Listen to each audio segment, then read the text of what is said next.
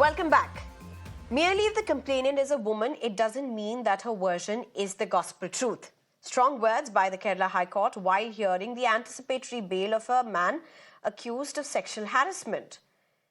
In this case, the woman had alleged that the accused, who was the manager of a company where she worked, grabbed her arm with sexual intent. On the other hand, the accused had complained to the police about the woman's verbal abuse and threats and also gave a pen drive containing an audio recording of what she had said.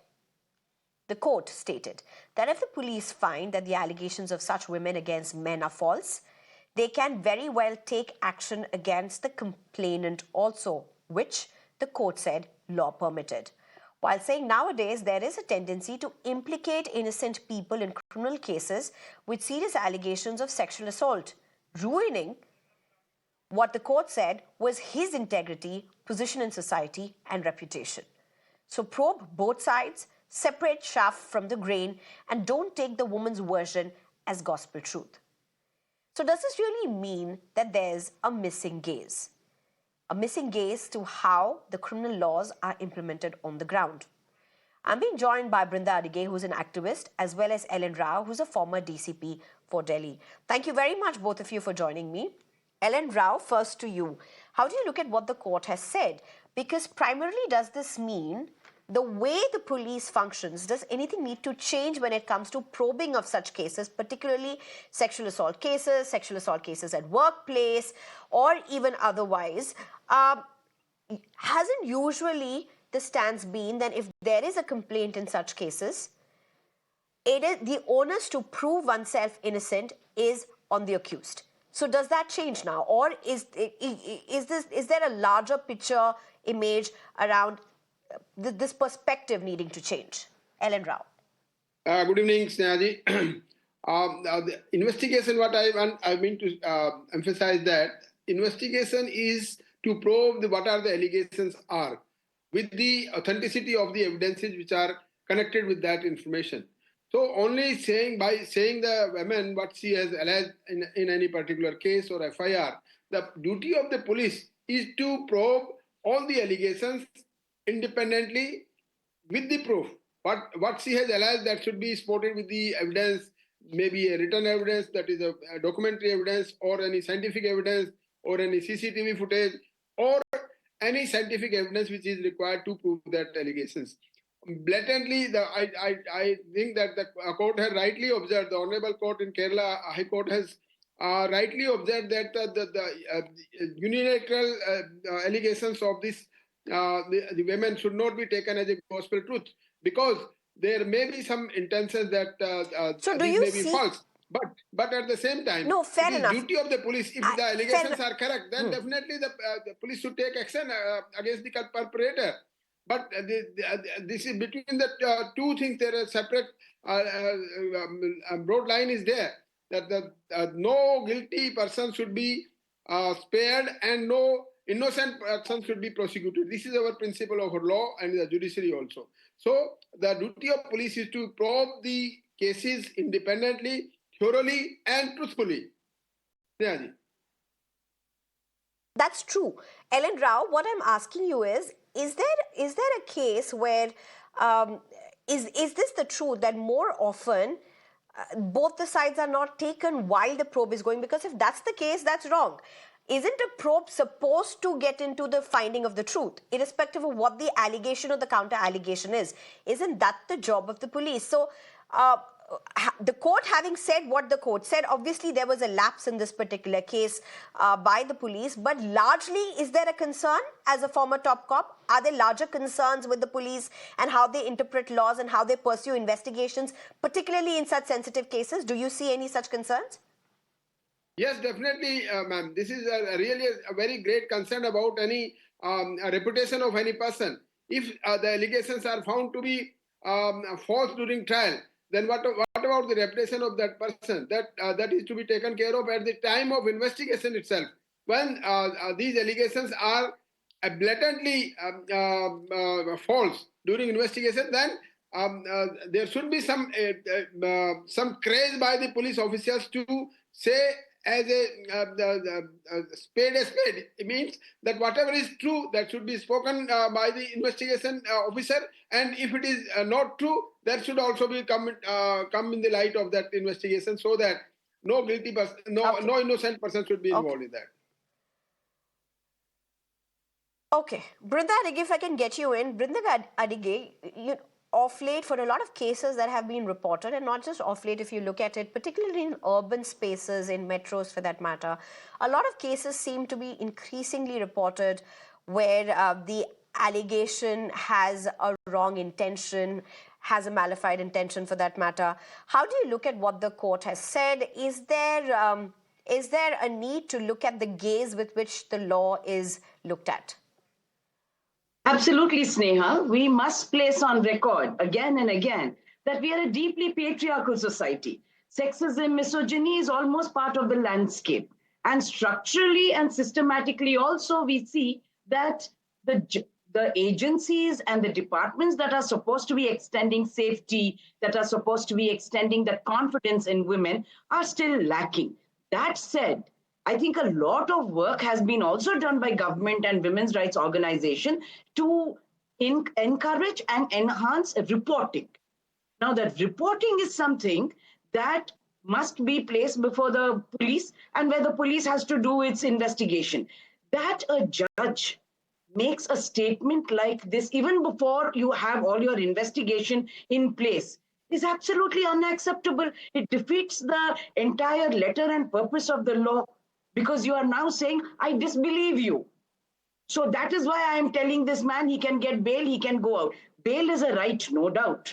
But that said, you can just say that this is his right, he will take the bail and go. Because we also are contesting bail many times so that there is no threat or intimidation from the other party. But making a statement that is disbelieving and saying it's not the gospel truth, does the judge believe in gospels? His job or her job is to believe in the person before him or her, and then allow for the police to bring their own charge sheet before with the evidence, or if there is no evidence, then they present it as no evidence. But when a judge makes such a statement, No, it so is here, almost Brinda, like a it's blanket. interesting what you say, because you say the job of the judge, and I want to have this conversation because you said the job of the judge is to believe what is being set before him or her. In this particular case, the woman's complaint was brought before the court, but the man's complaint or the counter complaint or a complaint which apparently was given before the woman was not brought before the court. So it's in these circumstances that the court says whatever the woman says is not the gospel truth. Do you still see that as an extreme? Yes, it is an extreme. If we do not go to the court, where else will we go? So if that woman has brought the case before the court, it is because, or it may be because, all the other avenues might not have extended that confidence, security to her. So the case has come before the court. Now the court must be neutral, because that is And the their man has the watchword. right to be heard as well, Man and has his a right to complaint be to be heard. probed as well, isn't Absolutely. it? Sneha, I will never dispute that both parties have a right to be heard. Both parties have a right to place their case however they want.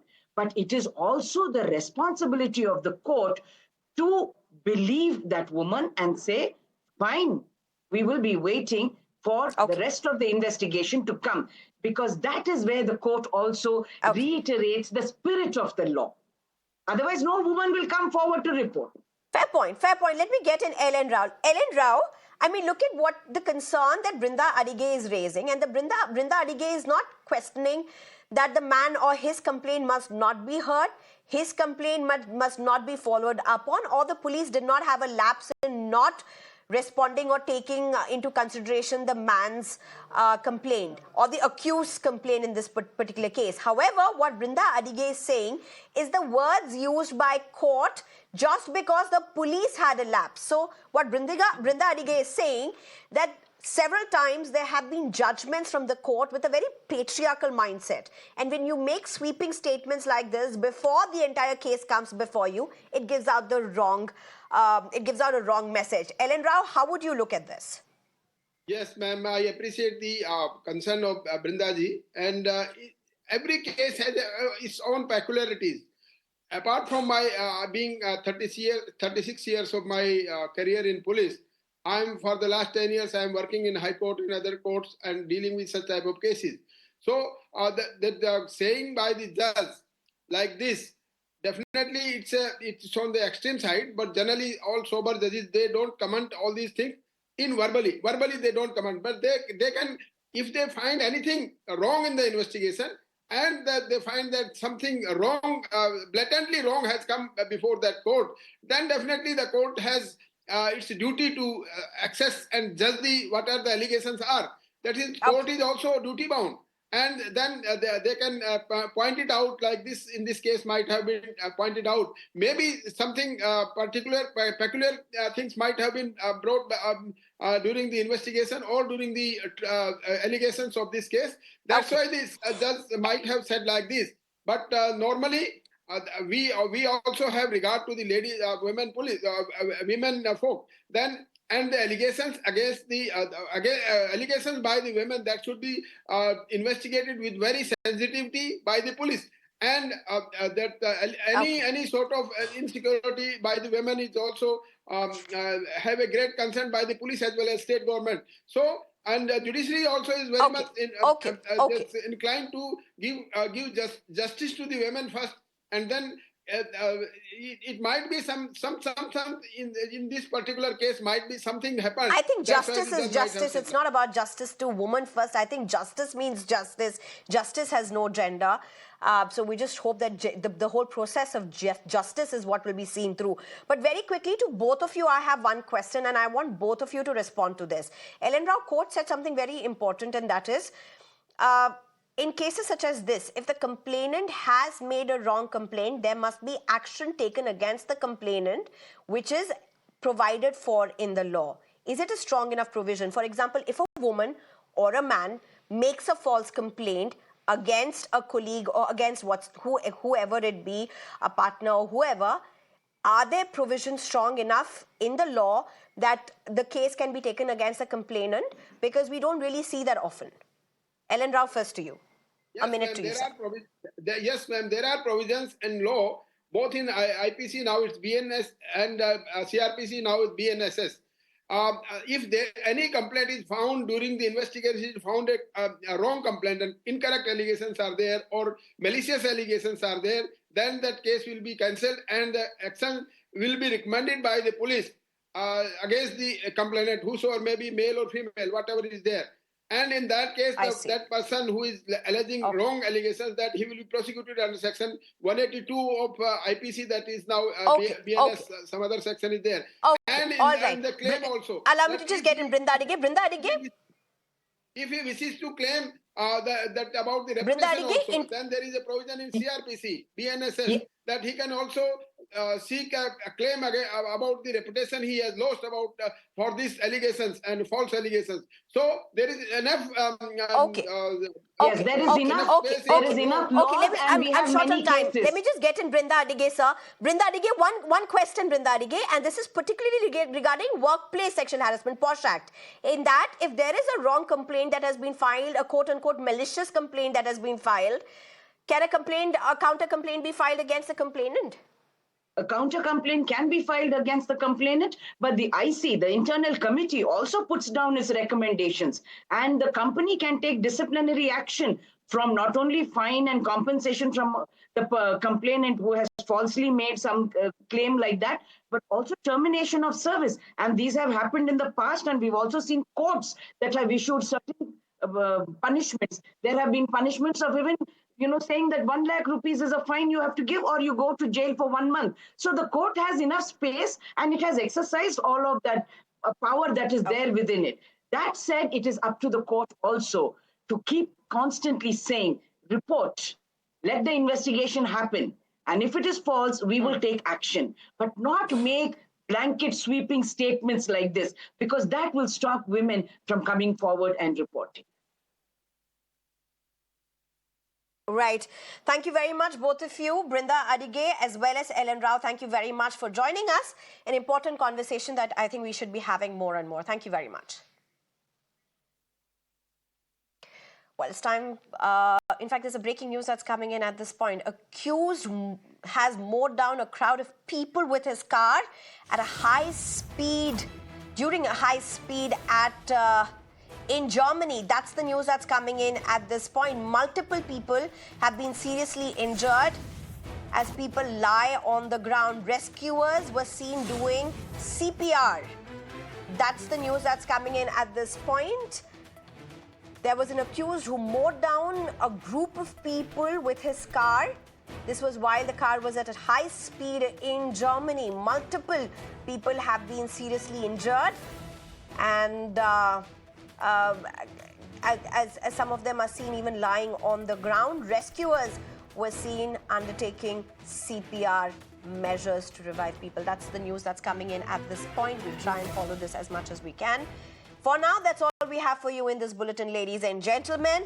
Up next at 7 o'clock, my colleague Shreya Upadhyay takes it over.